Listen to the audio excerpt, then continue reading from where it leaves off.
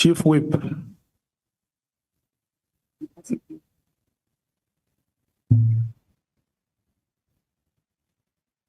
Yeah, no, thanks, Chair. There was a comment that was made here, which I'm not going to put it on record. No, thanks, Chair. Thanks and good afternoon. Good evening. Good evening. General. I think the first question I want to ask, General, is how long does one serve before they can be promoted to the level of a lieutenant general? How long does one serve from a major general to a lieutenant general? I'm asking that question because you raise a concern about the intervention that was made by President Zuma in 2011, when overnight, as we are saying, he promoted Lieutenant General Mkhwanazi from being a major general to a lieutenant general. So ordinarily, how long does it take for one to rise from one rank to another rank? 2 years. 2 minutes? 2 years. Oh, okay. It takes 2 years. That's correct. So the intervention that was done by President Zuma was illegal? It never happened before. Okay. Now, so he gets promoted from lieutenant. Okay, when he assumed the responsibilities of being the acting commissioner, he was just a lieutenant general, or he became a general as well? He was, in 2011, he became a major general. Yes.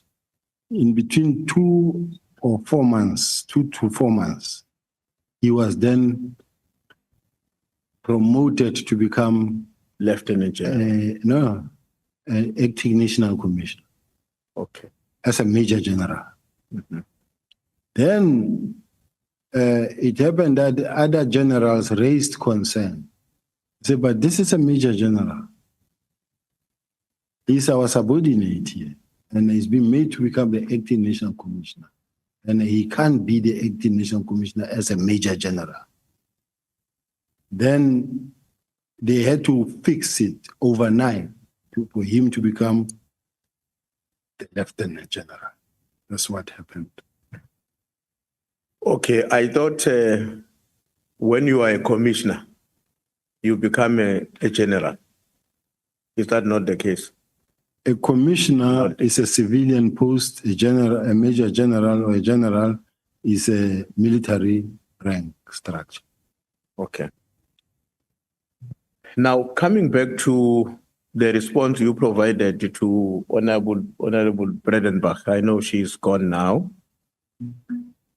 You said that Mkhwanazi was well funded, or Mkhwanazi is well funded to profiling. So who is funding him? And for what purpose is he being profiled? Well, all I know is that, let's say, for instance, Chris Excel, the one who said they are collecting money to thank him and buy him a cow or cows, the one that he said is going to donate to those children whose parents, police or parents, died in the line of duty. And he said he's going to give the money to that, to donate the money there. But let us look at this. You go on TikTok, you go on Instagram, Twitter, everywhere. It's General Mkhwanazi. It's only one person. You will never find any other provincial commissioner doing that throughout the country, because they are not supposed to do it. It's only him who can do it. Now, there's a very strong media drive that is driven by a particular media house that I don't intend to mention. A particular individual, not necessarily the media house, but there's an individual who is actually behind him. Now, I'm sitting with a situation where if you check on whether it's X, whether it's AI generated TikTok,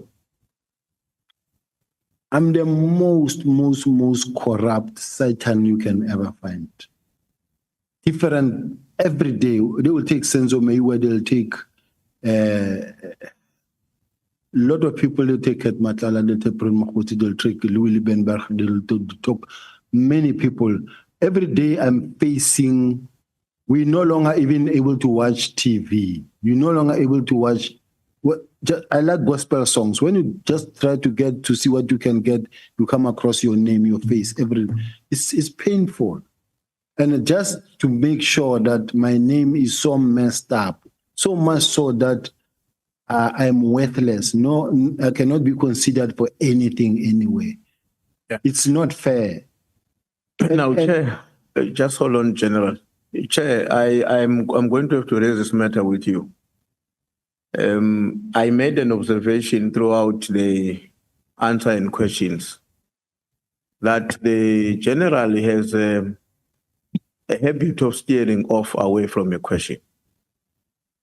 And when he does that, more time is wasted and we end up not finishing our questions. The question here, you told us that Mkwanazi is well funded. My question was, who is funding him for what purpose? Now, you are going off and telling me about how your own reputation is being damaged in the public domain. I mean, quite frankly and honestly, that has nothing to do with my question. We can deal with that issue if you want us to deal with it, but at the moment I'm asking the question. You are saying to us, Mkwanazi is well funded. Now, Mkwanazi has said many things here in the Republic and in this committee. If he's well funded and you know, and it may very well be that it's because of his funding that he's saying the things that he has done, we're entitled to know that. Because if you can't explain what you mean by him being well funded, then we rather have to agree that that statement really does not hold in terms of facts. I will for now, Chair, agree that because I'm not in a position to put the facts on the table that says it's funded by so and so. All I know is what I heard him saying that he's been given an amount of money or a donation in relation to what they were giving him to supply the children of the. He said he's going to donate the money to the children that have lost their parents. But I cannot hear where I'm sitting say it's funded by so and so. Okay. Just on a matter that has arisen here, but maybe just to raise it in a different context. Am I correct to say that in your submission in this committee, you said that you have never met directly with Paul O'Sullivan? I've never said that. You never said that? I've never said that. Okay, I remember you saying, I know him very well. Yes. So knowing him very well means also you have met with him at some point? I've met with him many times. No, I wanted to be sure because I was not, I might have missed that. Now, the November meeting that we are talking about, where the minister raised certain concerns about, I think, various task teams, but particularly about the PKTT. You make references to that meeting of November. Now, let me tell you what is of my particular interest about it. Why did you choose to exclude that important information from your sworn-in statement? Because in that November meeting, in terms of your argument here, you are telling the people of South Africa that it's not fair for the National Commissioner to say he did not anticipate the disbandment of the PKTT because that was mentioned in the November meeting. That's a crucial evidence in my own view. Why did you choose consciously to exclude that in the sworn-in statements you have provided to us? I need to see that November meeting, Chair, because I'm a little bit lost. Okay, let me remind you. Yeah.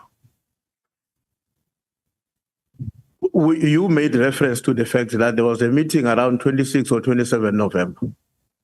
whose minutes you do not have because you were denied access.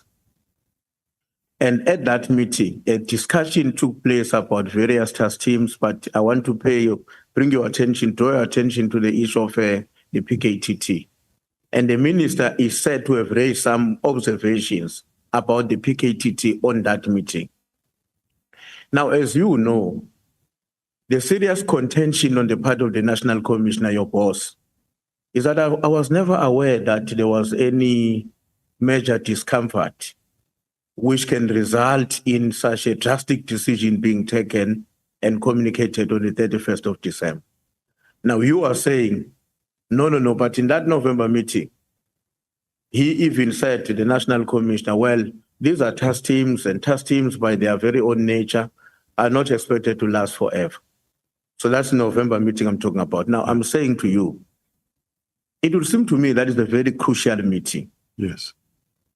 But why did you choose to exclude it from your sworn-in statement? We didn't choose to exclude it because this is a statement that was contained in the minutes of the meeting that was discussed. And we requested with the legal team to have access. Even I think we requested through the evidence leader, if I'm sure that we be assisted with the minutes from South African Police Service, and we were not favored with such minutes. Jenna, let me explain what do I mean by exclusion. We've got these two big batches from you. These ones. Your own sworn-in statement you gave us. You make references to many things correctly, and we have no problem with that. Yes. But you are not even mentioning the fact that on your sworn statement, by the way, there is a November meeting whose minutes I have been denied. But I want to make the South African people to know that those minutes which were denied, I was denied access to, actually will confirm once they are made available that the National Commissioner was aware that we are gravitating towards a decision taken on the 31st. Why did you choose not to mention that in your sworn-in affidavit? Whilst I understand, Chair, remember that the statement is made by the evidence leader in consultation with my legal team. I'm there as well. They consult with me and then going to and pro. We're preparing a statement. So if it's an oversight, it could be that it's an oversight. But what I know and what I'm sure about is the fact that we did request the copies of such minutes. Okay. Let me say I'm asking that question because I'm saying it's a crucial information and it's excluded and it's not. In fact, my own suspicion now is that if the line of questioning did not force you to talk about that meeting, we're never going to know about it. That's my own conclusion. You don't have to answer that. If the line of questioning, and I'm saying that worries me because that is a profoundly important meeting because even if you don't have the minutes, but the proceedings of that meeting in terms of your contention are nullifying the argument of the National Commissioner to say, I was blind. I was blank, not blind. I was blank, I had no information and no knowledge. But let's leave that issue there, General. I want to take you to your sworn statement, paragraph 85. In that paragraph 85 in your statement, I'm going to refer to two documents that I'm sure you recall very quickly. If you read that paragraph 85 and you read it together with 3.5.1a of the big bundle, what I call the big bundle would be, in our case, this one. I don't know on your side, how is it organized? But in that, in the two, you are saying something that left me with a question about who constitutes the office of the National Commissioner? Who constitutes that office? I don't know if are you able to get to 85? 85, let me read it for you. It says, is this one on your sworn statement? I'm trying to get the Chair. You're trying to get there, okay.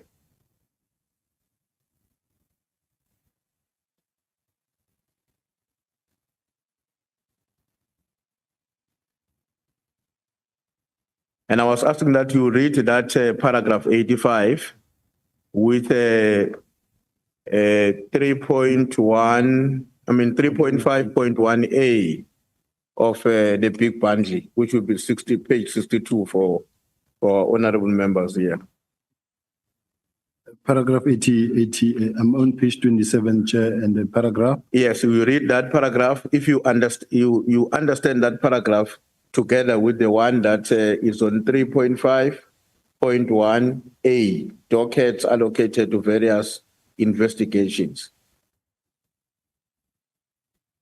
Paragraph custody and or control of dockets in general. Yes, and then paragraph 85 there. And then you read it together with paragraph 3.5.1 of the big, what I call the big bundle, which is the additional bundle. The page is 62 for you colleagues of this one, page 62. So my question there, what constitutes the office of the National Commissioner, or who constitute it and who constitute your office? At what point does your office and that of the National Commissioner get separated as his deputy? We are in the National Commissioner's office as the deputy. You are in his office? Yeah. We are his deputies. We fall under corporate. That is the office of the National Commissioner. So you are part of his office? Yes. Okay. I'm happy with that answer. I'll tell you why that answer is important when I come back to it. Now, if you look at paragraph 94 of the same document, your own statement, paragraph 94 of your own statement,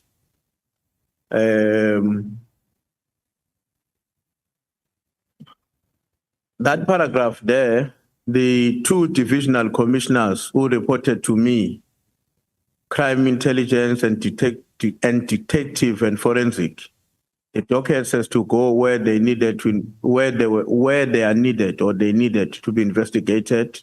You see that paragraph? Yes. Now my question is, you are then making a point there that I think you are referring to Lieutenant General Sentumel. You are saying she is the one who, on my directive, was supposed to continue with the investigation of the dockets. And I suppose you're referring to the PKTT dockets. Yes. How were you expecting he or her to investigate all of those dockets alone? No, it doesn't mean that she's supposed to investigate the dockets alone. She's a divisional commissioner. Now, all these dockets will fall under her. In other words, as a divisional commissioner, she's got different component heads. The relevant component is the one that deals with serious and violent crime, which is General Motsepe. So General Sentumule, from divisional crime intelligence to divisional commissioner detective service. Okay. She's the one who must accept them. Then from there, send them over to General Motsepe to take forward. So she's under your command? Yes. All right. And then in paragraph 102, you are responding to General Mkwana's there. You are saying this is not true. The documents were not in my office. That's about the dockets. I'm sure you remember that. Yes. The documents were not in my office. Yes. Now, let me just check. Who kept the document?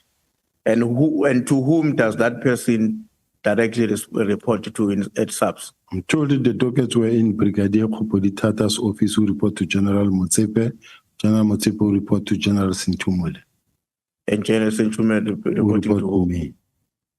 So basically the docket were in your office? Not in my office. No, okay, when I say the office, I understand the office not to be a building.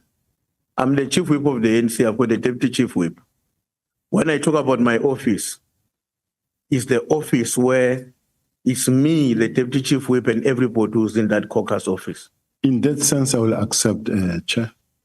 So the dockets were kept in your office, not physically where you work, but in your office. So they were under your office. Yes, sir, Chair. Okay. And then in paragraph 103, General Motsepe refused to carry the directive of the National Commissioner. You said, where does that general report to? The General Sintumule, Now, where does, is she? says she. In your own view, given what you have told us about how police work on command and control, directive, authority, and seniority, where do you think General Motsepe got the courage to refuse the directive of the National Commissioner when he said to her, allow them to take photos of the docket?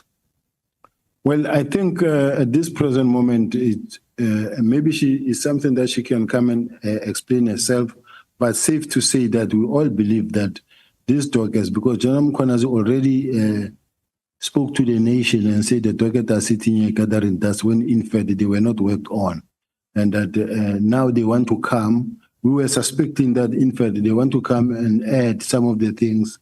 They already told the nation that some of the dockets were already at an arresting stage when they were not.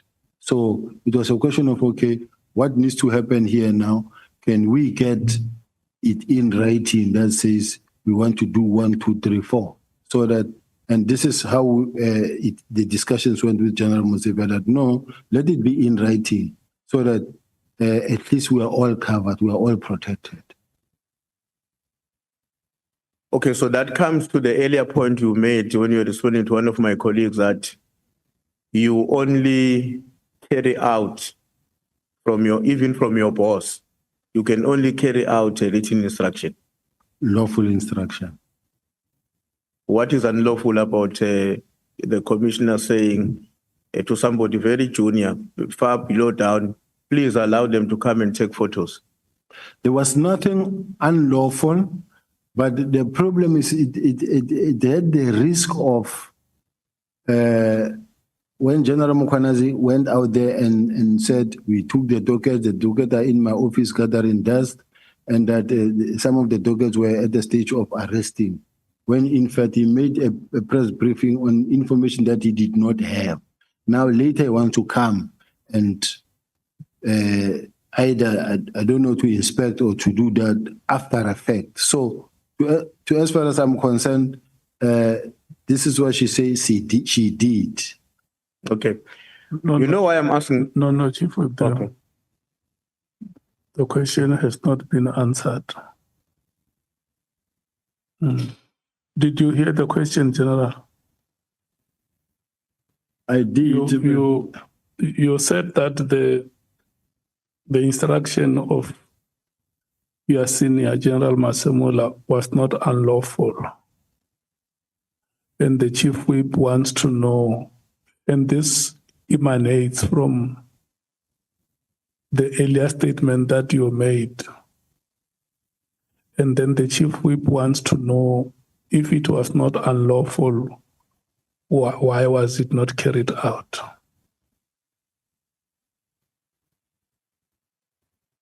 Because you say you hit two instructions to the extent that they are not unlawful. And then he came back and said, was the instruction unlawful? You said no. And then he followed up to say, given your commitment to execute lawful instructions, here is an instruction that you yourself say was not unlawful. Why was it not carried out? Because, Chair, firstly, this was a situation where General Mkhwanazi is calling and saying, I'm sending 10 people there to come and inspect those dockets. And we're saying, but now you want to take the dockets that you rejected, and that after you tell the nation that we took the dockets and the dockets are gathering dust in my office and in General Sibiya's office, and some of the dockets were nearing an arrest stage, with warrant of arrest already inside and say, but now they are going to tamper with the dockets again. So let them not have access to those dockets, at least at that point in time. Then that's when the National Commissioner called General Motsepe, and General Motsepe said, no, General, they already made a press conference, and the commission has now been established. Let this thing be dealt with in terms of the commission then. That is what happened, Honorable Chair. You will understand a bit later why I'm raising this question. Because in my view, it's a bit strange that a junior person like General Motsepe will respond to the National Commissioner in a way that you are saying she did. Now, we are talking about her through you because you are telling us. And in your answer, you are, okay, maybe let me ask the question before I can explain why I think you are insinuating something, and I will explain when I come to the next question. Was it completely impossible in your own view? Was it completely impossible to mitigate the possibility of tampering if they come and take the photos on the side of General Motsepe and her team? I was already on suspension myself, on stay at home. So I had no access to that. And as far as I'm concerned, in all fairness, General Mkhwanazi made a press briefing. General, with due respect, you have been a policeman for 37 years. I don't want to know whether you were there or not there. I'm asking. You gave us this information about General Motsepe. We're not going to ask about it. You gave us.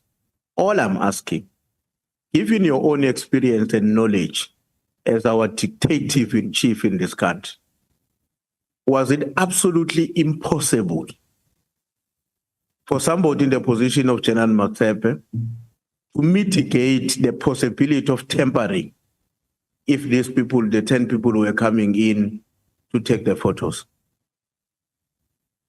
I'm not sure. You're not sure? Yeah, I'm not sure what was the circumstances and the situation in terms of the people coming, 10 people to come in. Okay. What would you say to somebody who says, no, 10 people are coming to take photos. If we have to guard against them manipulating this document, we'll put 10 others there to watch them. And somebody said, you know why that did not happen? It's because the defiance of General Motsepe was occasioned by the fact that she belongs to this other faction, which is suspicious of the National Commissioner because it's aligned to General Sibiya. What would you say to somebody who say that? I don't think General Motsepe belongs to any faction. She was with the docket. But the first among equals in the police tell her what to do. She doesn't do it. And she reports in the line that belongs to your division. I'm saying, then somebody sits somewhere in South Africa and say, where does this general get such a courage? Okay, let me conclude that because it's quite clear that in the evidence we're listening, there is a group, you are even giving them a provincial identification, KZN. It's a KZN group. Mkhwanazi and their group. Team. And then Masemula joins that group at some point because, I suppose, not because from KZN, but for factional reasons. If we were to accept that logic, if a South African citizen who's listening accept that logic, and therefore says, but here is a very junior general who refused to carry an instruction of the first among equal in the command and control of the South African Police Service. Is that person not acting because she belongs to another group, which is not only suspicious of the group of the ANC, but equally protecting its own domain because it is under General Sibiya? So you think the South African who think like that will be unfortunate or unwell or something like? What's your brief comment on that? A brief comment is that, quite honestly speaking, Chair, I don't believe that the General Motsepe believed to affection, but I'm very much concerned that something very wrong happened where there's a press conference and a statement is made, and the dockets are apparently in my office gathering dust. When those dockets were in fact taken to KZN and he rejected it. Now, in all aspects, I'm looking at a situation where General Mkhwanazi is doing everything wrong, and it seems like all the facts are favoring General Mkhwanazi because everybody who's trying to say, but let us preserve the evidence of this one, is also wrong in doing that. Chief Whip, before you proceed, let me take Honorable Shongwa. Thank you, Chair. Chair, I just want to keep this on record. When Honorable Skosana says the General is not answering consistency on his answers, I asked this question, if you remember, and these two replies was, I won't speak for General Motsepe. She will come, she's going to have to come for herself and reply on this issue.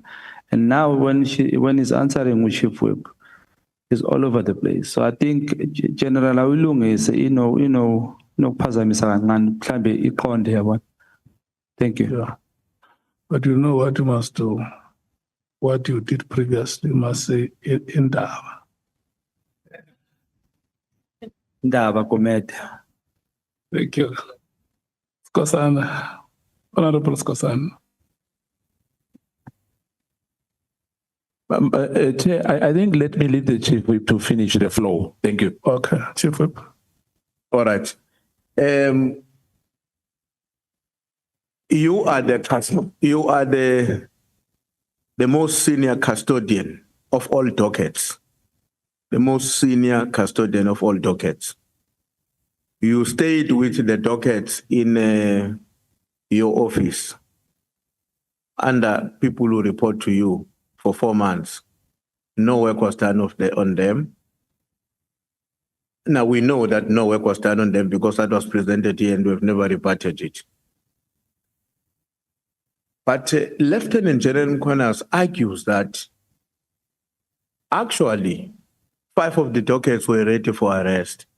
And then he contended that soon after the documents were released back to KZN, some arrests took place.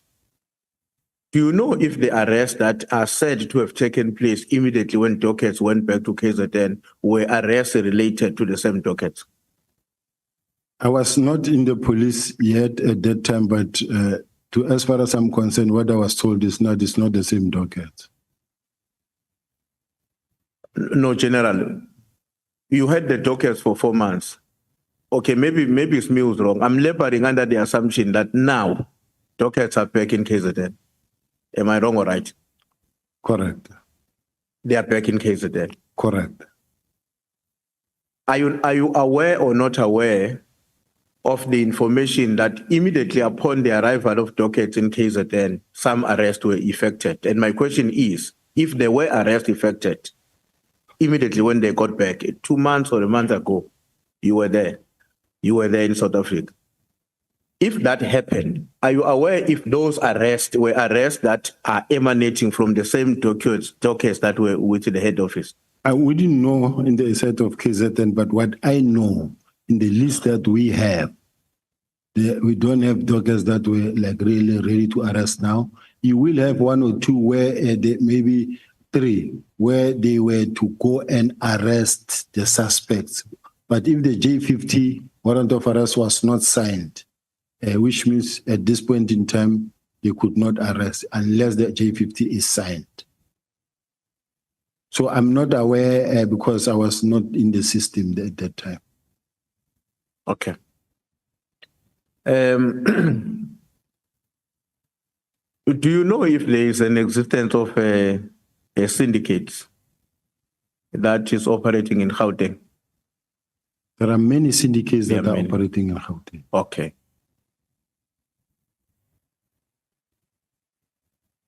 Syndicates and cartel, are they the same or not the same? They are not the same in a sense that the cartel is a group of people that are operating and also that mostly also even control and determine what happens in government and other areas. And then syndicate is just a syndicate that is operating in crime. Okay.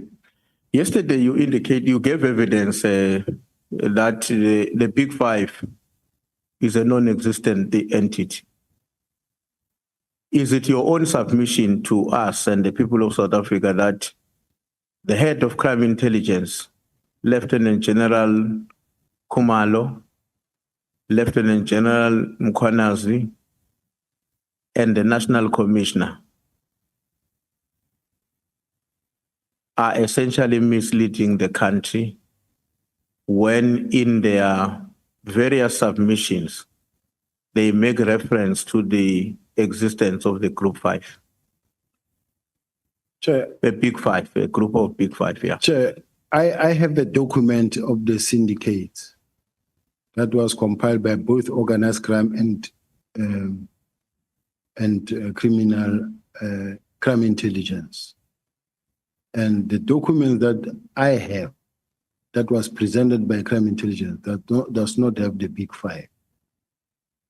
Are you aware that some of them, maybe not all of them, but also made another presentation before the minister? They are said to have made a presentation to the Minister of Police.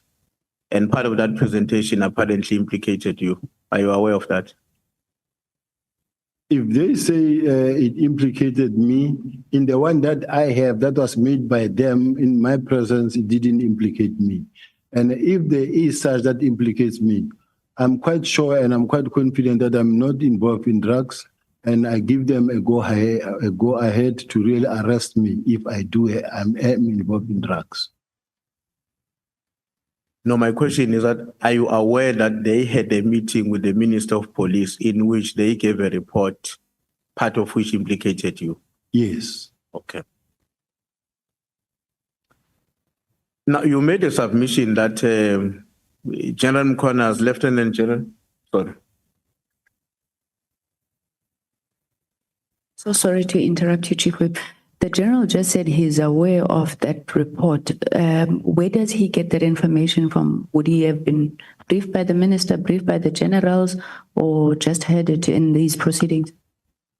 The National Commissioner, in one of the presentations or statement or where he spoke about the fact that he was talking here in this house that there was a meeting where he went and he briefed the minister and he told the minister about that. No problems. Okay. Now I want to go to, but you don't have to go there. I will explain what is in the context of my question. The paragraph 81 and 83 of your sworn-in statement, where you talk about Matlala. You say there, and I quote, "I know Matlala as a service provider at SAPS."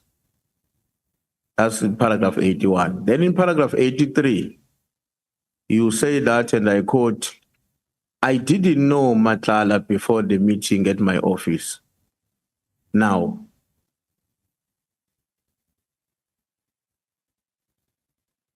you have been telling this committee, General, that Matlala is a well-known person within the South African Police Service. If I read this too, I know Matlala is a service provider.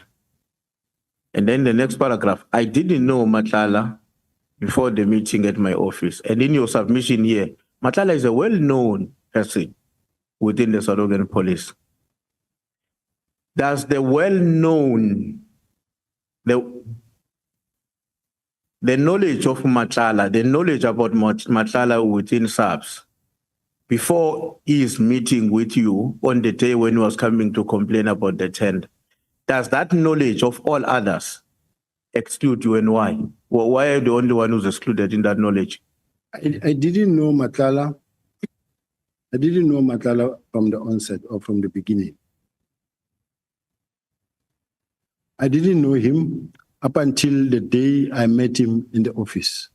And thereafter, I met him at the college, and I've met him several times. Like I'm saying, I indicated. Now, he is the kind of a person who is well known because he's a person who's been operating in Gauteng. When I look at the whole history of Matlala and the other colleagues that know him, you will see that he's a well-known person. Okay, let me just explain why I'm asking this question. You are saying in paragraph 81, I know Matlala. You are saying in paragraph 83, I didn't know Matlala until I met him in my office. But you seem to know that you actually know, not seem to know. You have told us, you know when for sure, that actually Matlala is well known within SAPS. Now tell me, General, has Matlala become well known in SAPS in terms of your knowledge after he has met you, or he was well known even before he has met you? If he was well known even before he has met you, how did it exclude you among those who know Matlala? Remember, Chair, that I was out of the police. And as a result, I was working for the city of Joburg. After I came back into the police, I was a component head of organized crime. I didn't know him still. But at the time I was acting as a national commissioner, after I think the 1st of July 2023, now when I was now the acting national commissioner, at that point, that's when I got to know Matlala. Now, thereafter going forward, you know that, he knows that one, he knows this one, he knows this one, he knows that one. So I realized that he's known. So you got to know about his knowledge of almost everybody in the institution after he has met you? Yes. Okay. Now, General, so you meet Matlala, he explained his problem, he's accompanied by the lawyer, a problem of his contract, but the problem is not resolved. And you report it, you escalate it to the National Commissioner. Why do you think Matlala decided not to proceed directly now to the National Commissioner? Because in your and his evidence, the National Commission, there is no information that tells us that beyond being, after seeing you and being unhappy, proceeded to the main occupant of the office. And what is this coincidence of him only coming to complain about his own tender when you are acting? It's a question that one can ask, but unfortunately, if he came to me when I was acting with the hope that I can sign and approve and give him permission, but because I didn't sign and give him permission, now I cannot explain why he came to me. Mine was just to pass the message to the National Commission. And I could also easily say to him, no, I'm not involved, go see the National Commissioner. But he came with a lawyer in the office. When they came, they presented the problem. I said, all I can do is to transfer the message carry the message to the National Commissioner, which I did. Are you not worried with this seeming coincidence? Matlala is a problem, but the problem is only reported to the highest office when you are acting. After you finish acting, there is no trace of Matlala with the problem still unresolved, coming back to the main incumbent and say, I met your acting colleague, my problem was not resolved, I'm back to you. Are you not worried about what that coincidence might suggest to the people of South Africa? I don't know what other steps he followed thereafter or therefrom. I didn't know. I don't know whether he wrote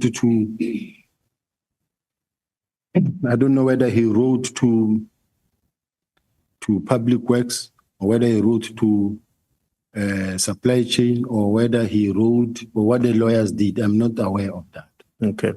The other coincidence that I would like to check whether does it worry you or it doesn't worry you has to do with the message that is alleged to have been sent by Mr. Brown Mohotsi to Mr. Matlala,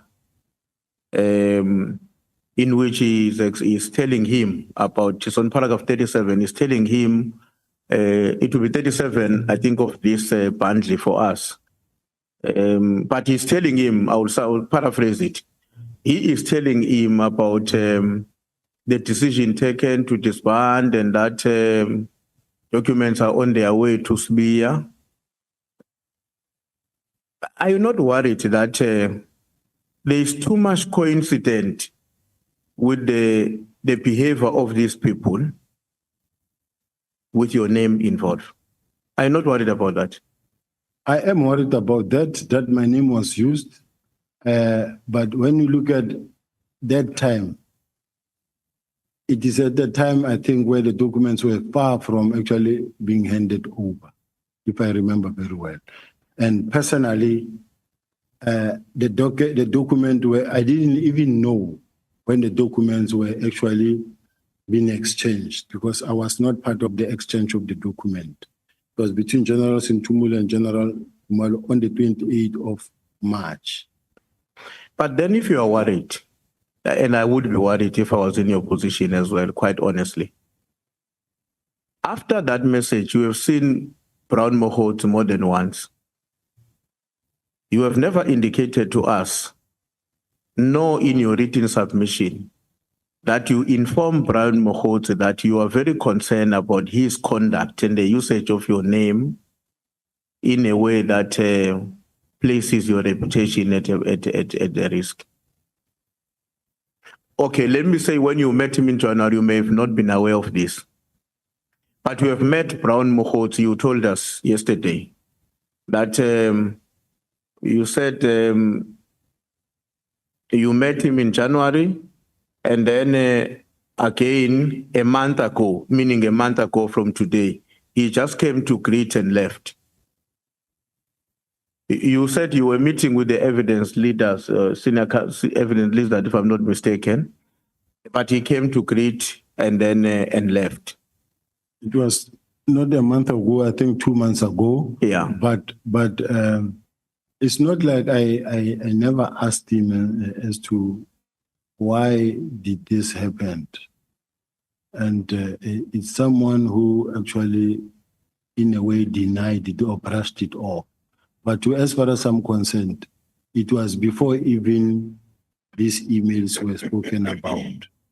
I didn't even know about the email at that time. What I did discuss with him is that there was a point where we heard that after General Mkhwanazi spoke about it, that there are these emails. And to me, it was a cause for concern. Damage was already done at that point in time. So you raised this concern with him? I did. What did you say? No, he just brushed it off in a sense that, like, no, General, this is not true. And then I'm told that this thing was tampered with. I don't know, but I will follow up. Okay. Now, when the National Commissioner received or was made aware of the letter from the Minister of Police to disband the PKTT, when he was made aware of that, he said in his documents, he got to be aware of this on the 2nd of January, and he was away. And he says, but he did not pay much attention to it because he was on leave. He thought he can deal with it when he comes back. You have said to us, this was a very serious issue for him to simply say, I saw it on social media and I will attend to it when I come back. This was a very serious issue for him to do that. But when he was away, there was an acting national commissioner. Why did you not, given the seriousness of the issue that you wanted the ANC to attach to it, why did you not say anything to the acting national commissioner when a matter like this has arisen and their correspondent is coming from the office of the acting national commissioner, because she's the one, he or Musigit is a he. It's a she. She's the one who was in charge. Why nowhere you are saying, I once spoke to the acting national commission? Nowhere. Chair, if correspondence come from the office of the national commissioner, where General Musigidi is acting, it's a document that gives me an instruction to proceed from the Office of the National Commissioner. I take it that it comes from the National Commissioner or General Musikiri, but it is the same thing. Can I ask that you allow me to ask just 3 questions? I'm told 3 is the reasonable one. My plea. Every time the microphone stands upright, it means your time is up, but because you have a benevolent chairperson. Yeah, no, I will be quick. Just 3 questions. We allow you to ask between 2 and 3 questions. Okay, I promise you it won't be more than 3. The first one, just very briefly, on the bundles that we have, there's a document that is referred to as SP6, as the other one is SP7.1. Let me tell you what are those documents. SP6 is a document that you said was prepared by the National Commissioner's Office for you to sign, and it does show where you need to sign, but it also shows where he needs to sign. SP7.1 is where you are now getting that document for the second time, and you told us it did not change, but it now only has a space for you to sign and not the National Commission. How would you respond to someone who says the reason you did not care that you no longer have to be backed up by your principal is because you were on the rush to execute the instruction to your juniors to proceed with the implementation of the disbandment? But Chair, if we are fair enough, the minister writes to the National Commission and he gives a directive that this is what must happen. And the National Commission does not agree with the minister. That document should not be cascaded further downwards. It should be between the National Commissioner and the minister. It should end there. The National Commissioner must be able to respond. But if the National Commissioner writes in his own affidavit that says, I complied because had I not complied, I was going to be charged for insubordination. So which means the National Commissioner himself complied. Now, the fact that those documents came to me, it means it was now getting for implementation. Otherwise, it was not going to be like that. If the National Commissioner was of the view that he doesn't agree, I was going to return to the minister and say, Minister, I will be responding to you. I acknowledge the receipt of your directive, but I'm preparing an adequate response for you, and which will be sent before this date. And the National Commissioner will be working on a document that gets sent to the minister. The one before last, Chair, as I said, you made references to a meeting of Mkhwanazi and Masemula to analyze the dockets because they were, at the time when the dockets are supposed to go, might be going to the Commission of Inquiry. You made a point here that Mkhwanazi and Masemula met because they were not very keen for the document to be submitted to the Commission. Who else was in that meeting and how did you know about it? Because from what you are saying, they were meeting to conspire on the documents before they are taken to the Commission of Inquiry. Who else was there and when was that meeting and where was it? Remember, I was in constant communication with General Motsepe because I wanted to know, General, because it was just the day I think I left or after I was removed, and about the dockets. Because personally, I wanted to know, do we have copies of that iPhone? Do we have copies for these dockets? Can we make copies so that we don't lose track of these dockets? Where are those dockets? Personally, I didn't know where the dockets are because I had never seen any dockets. Can we make copies now? When I was told that, no, they are coming, because General Particular also came and they wanted to take the dockets.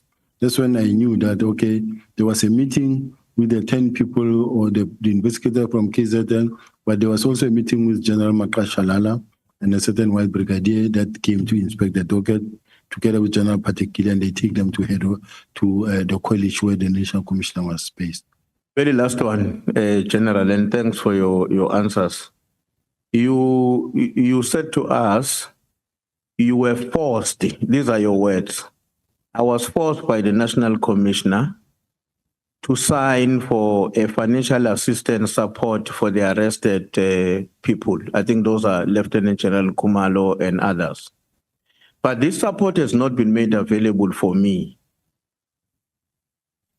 I don't remember saying I was forced. I said he made me sign. He made me sign the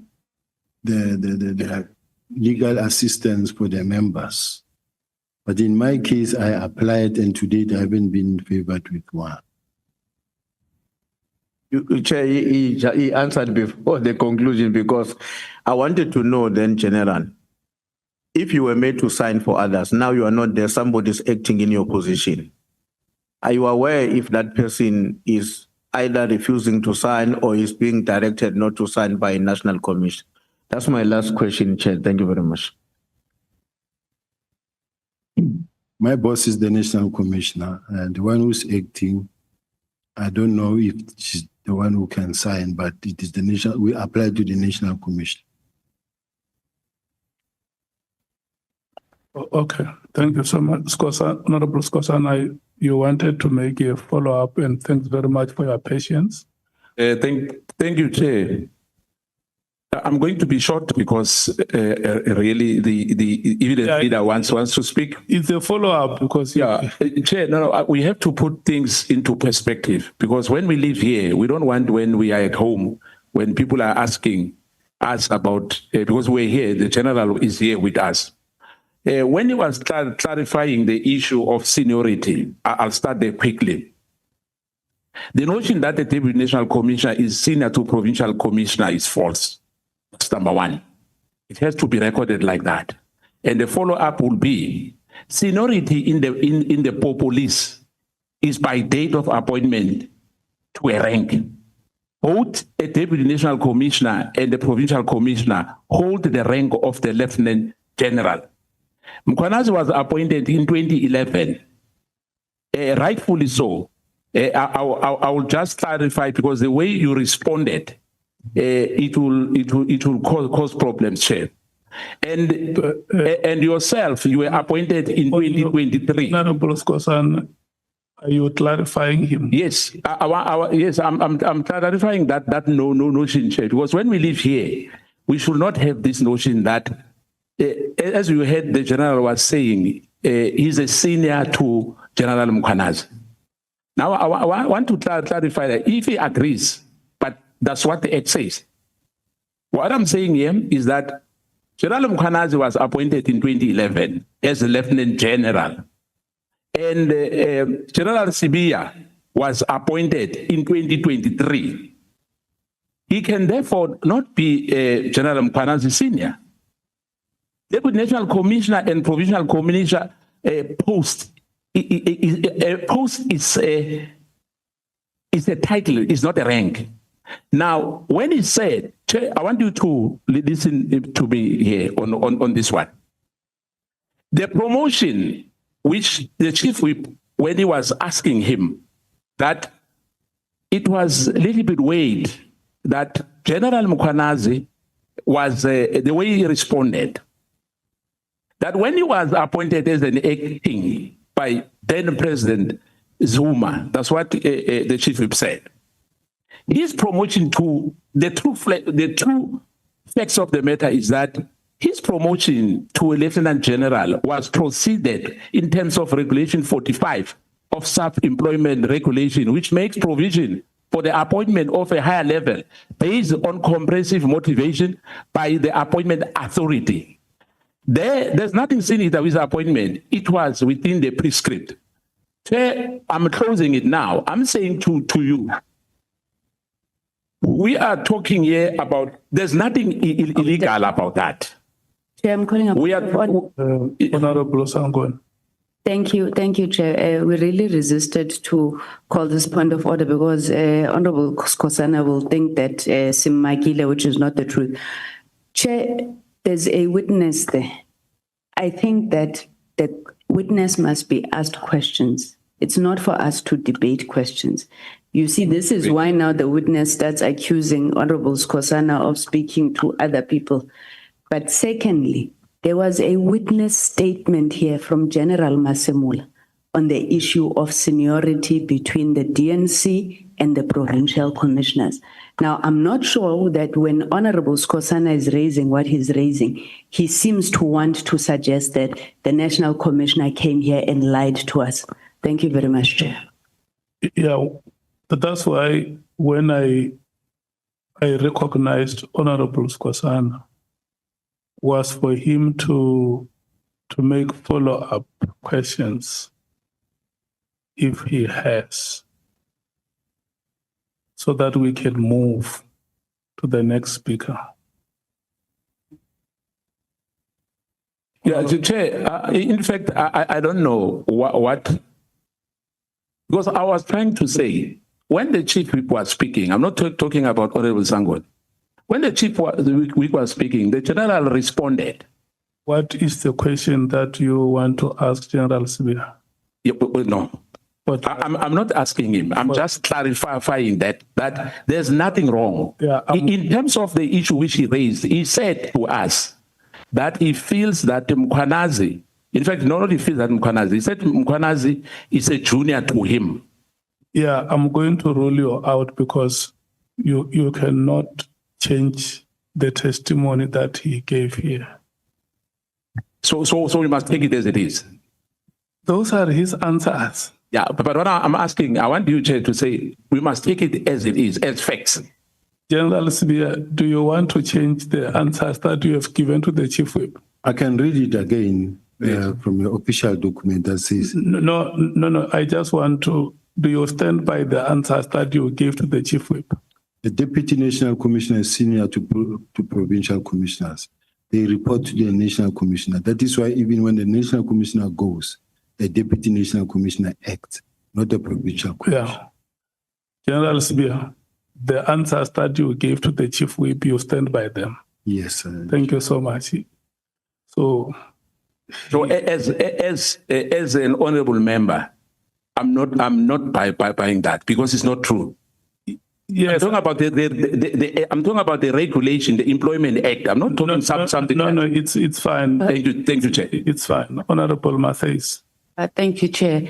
Mine is on a point of clarity. General, you said that Lieutenant General Mkhwanazi is well funded. Are you saying that based on the crowdfunding that has been done on social media? Just clarity. Or is there something outside of that? Or is it just the social media crowdfunding? Well, Chair, I think I indicated earlier that since I'm not able to put the name of a person who's funding him on the table, it's a statement that I cannot sustain. Yeah. This is what I said. However, I did mention the fact that I remember when he said South Africans have put money together, among others, it was Chris Excel who was saying they are buying cattle for him or something like that, or they've donated money that he said he doesn't want, he's going to donate it to orphans or whose parents have done in the line of duty. That is what I said. Okay. Honorable Mwango. Well, thank you, Honorable Chairperson. I've got two concerns about the two statements that the witness actually has made. For the whole of yesterday and the greater part of today, he has actually been vehemently denying that the files were actually in his office. That was in response to General Mkhwanazi's actually assertion that General Sibiya actually, the files are in General Sibiya's office, the dockets. Now, lately, when the Honorable Chief Whip was actually asking him and clarifying the concept of the office, then he accepted that the files were in his office. Now we have two statements in our, in our records. Can that- The last statement that he made is that the files were in an office that is under his line of authority. Is that correct, General Sibiya? That is correct, Chair. Thank you so much. Okay, the second one is in relation to seniority. The witness actually has just said that if the national commissioner is away, the deputy national commissioner will always act. In 2011,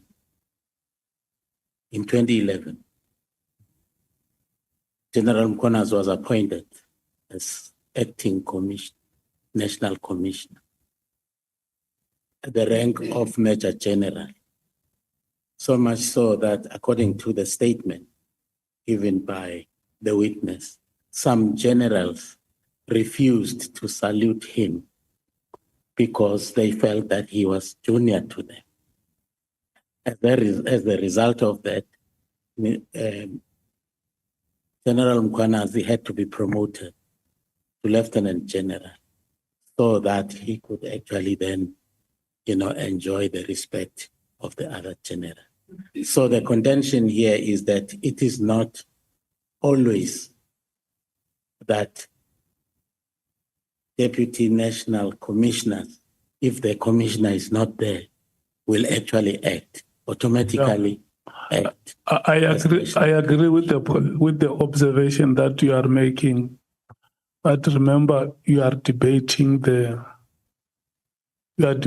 testimony of the witness, and I don't know.